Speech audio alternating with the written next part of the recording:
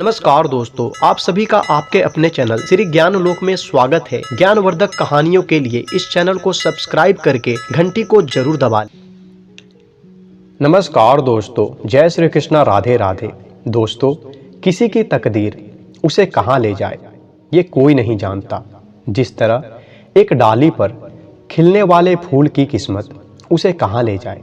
हो सकता है किसी बच्चों के हाथों में खेल की वस्तु बन जाए, हो सकता है किसी मंदिर में भगवान को अर्पित कर दिए जाए, हो सकता है किसी राजनेता, वीर, महान हस्ती के गले में उसके सम्मान में चढ़ा दिया जाए, हो सकता है वो किसी अर्थी के ऊपर चढ़े, हो सकता है वो किसी के पैर के नीचे आकर कुचला जाए। दोस्तों, आज का ये विषय भी कुछ इसी प्रकार का है। मनुष्य का तकदीर उसे कहाँ से कहाँ पहुंचा देती है, ये भी सब प्रारब्ध के ऊपर घटित होता है। हमारे प्रारब्ध कर्म ही हमें अच्छे बुरे लोगों से मिलाते हैं। तो दोस्तों, चलिए शुरू करते हैं इस प्रसंग को। पर इससे पहले आप सभी से अनुरोध है कि आप इस वीडियो पर अंत तक बने रहें। ये प्रसंग बहुत ही ज्ञानवर्धक है, जो कि आपको बहुत पसंद आने वाला है। एक वृक्ष पर एक ही माँ से पैदा हुए दो तोते रहते थे। वे दोनों रंग रूप में एक जैसे ही लगते थे, इसलिए उन्हें पहचानने में मुश्किल होती थी। एक बार इतनी जोर की आंधी आई कि वृक्षों की जड़ें तक हिल गई। दोनों तोते व्याकुल हो उठे और वे आंधी में ही उड़ चले। आंधी के कारण दोनों एक दूसरे से बिछड़ गए। एक तोता उड़ता हुआ चोरों की बस्ती में जाकर गिरा और दूसरा तोता पहाड़ों के नीचे ऋषियों के आश्रम में जाकर गिरा। जो तोता चोरों की बस्ती में जाकर गिरा था, वो तो चोरों की बस्ती में ही रहने लगा, और जो साधु महात्माओं के आश्रम में गिरा था, वो ऋषियों के आश्रम में ही रहने लगा। दोनों को एक दूसरे का पता ठिकाना मालूम नहीं था। धीरे धीरे कई वर्ष बीत गए। कहते हैं, जो व्यक्ति जहाँ रहता है, जैसा खाता है, जैसा देखता है, वो वैसा ही बनता है और वैसा ही सोचता है, और जैसा सोचता है वैसा ही करता है। इसलिए हमें इन बातों का विशेष रूप से ध्यान रखना चाहिए कि हम जिस जगह रहना चाहते हैं वहाँ का माहौल कैसा है, वहाँ के निवासी किस प्रकार के आचरण वाले हैं। कहते हैं, जिस जगह व्यक्ति को आदर सम्मान प्राप्त ना हो, जहाँ आजीविका का कोई साधन ना हो, जिस जगह कोई बंधु बांधव व मित्र ना हो, गुण और विद्या प्राप्ति की संभावना भी ना हो, तो ऐसे स्थान या प्रदेश को छोड़ देना ही उचित है। जिस जगह धनिक ना हो, जिस जगह वेदों को जानने वाले ब्राह्मण ना हो, जहाँ न्यायप्रिय राजा ना हो, जल की पूर्ति का कोई साधन ना हो, बीमारी से रक्षा हेतु वेद ना हो, तो ऐसे स्थान पर अधिक दिन रहने का निवास नहीं बनाना चाहिए।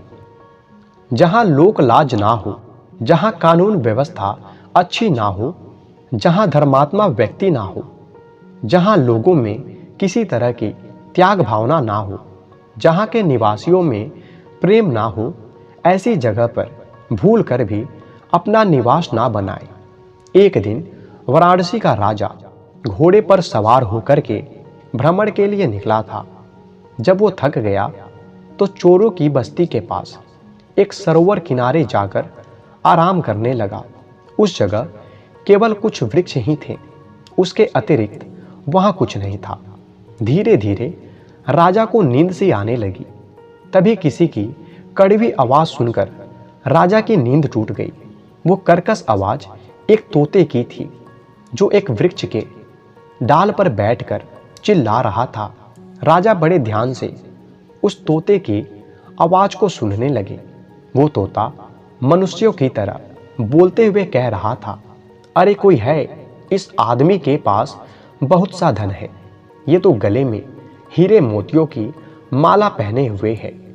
अभी ये सोया हुआ है, इसकी गर्दन दबाकर इसे मार दो और मोतियों की माला निकाल लो। और लाश को झाड़ी में ही गाड़ दो, किसी को पता भी नहीं चलेगा।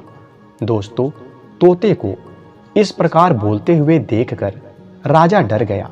वो एकदम से उठकर बैठ गया और मन ही मन सोचने लगा कि ये जगह तो बड़ी डरावनी सी है, क्योंकि यहाँ तोता भी मनुष्यों की तरह बोलते हुए जान से मारने की बात कह रहे हैं। यहाँ से चलना ही ठीक होगा। यही सोचकर राजा वहां से चल दिया। राजा को जाता देख तोता और भी तेज कटु शब्दों में बोलने लगा, अरे कोई है, ये देखो, ये तो भागा जा रहा है, इसे पकड़ लो और इसकी हत्या करके मोतियों की माला इसके गले से निकाल लो। अब तो राजा और भी अधिक भयभीत हो गए और तेजी से घोड़े को भगाता हुआ वहां से चला गया। और फिर राजा ऋषियों के आश्रम में पहुंचा, जहां सन्नाटा सा छाया हुआ था। सभी ऋषि मुनि उस समय भिक्षाटन के लिए बाहर गए हुए थे। राजा इधर उधर देखने लगा। तभी किसी की मधुर आवाज राजा के कानों में पड़ी। वो आवाज एक तोते की थी, जो वृक्ष की डाल पर बैठा हुआ राजा को देख रहा था। तोता बोला, आइए राजन, बैठिए। सभी ऋषि मुनि भिक्षाटन के लिए गए हुए हैं। आश्रम में शीतल व मीठा जल मौजूद है। प्यास लगी हो तो ठंडा पानी पीजिए और यदि भूख लगी हो तो फल खाइए। आश्रम में फल भी उपस्थित है।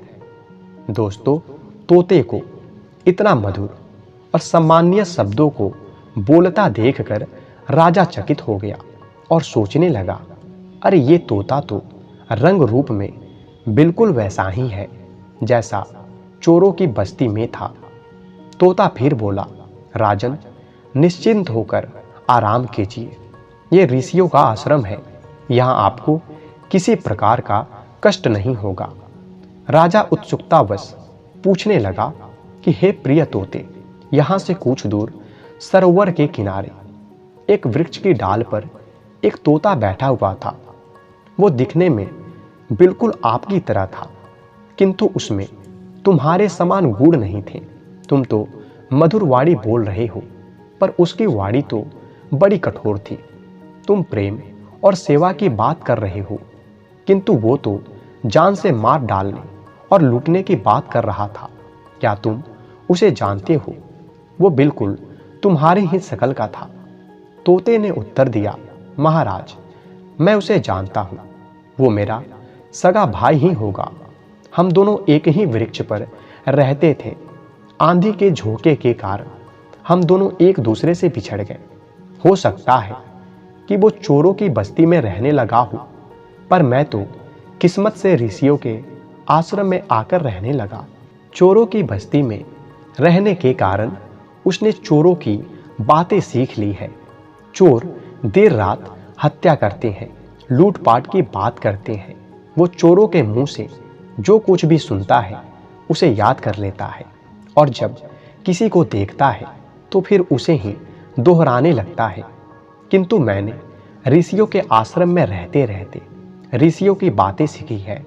अतिथियों के आने पर ऋषिगण जिस प्रकार बोलते हैं उसी प्रकार मैं भी बोलता हूँ। राजन, जो जिस प्रकार की संगति में रहता है उसका प्रभाव उस पर अवश्य पड़ता है। इसलिए हम दोनों भाइयों में अलग अलग गुण आ गए हैं। दोस्तों, संगति का बहुत बड़ा प्रभाव होता है। पूरे जीवन को बदलने की शक्ति संगति में होती है। 3 बातें हमेशा याद रखो। विद्या, संस्कार, संगति। मनुष्य चाहे कितना भी पढ़ लिख जाए, मगर विद्या तभी सार्थक होती है कि विद्या के साथ साथ उसे अच्छे संस्कार भी मिले हो। संस्कार और शिक्षा तभी सफल मानी जाती है जब आपकी संगति अच्छी हो।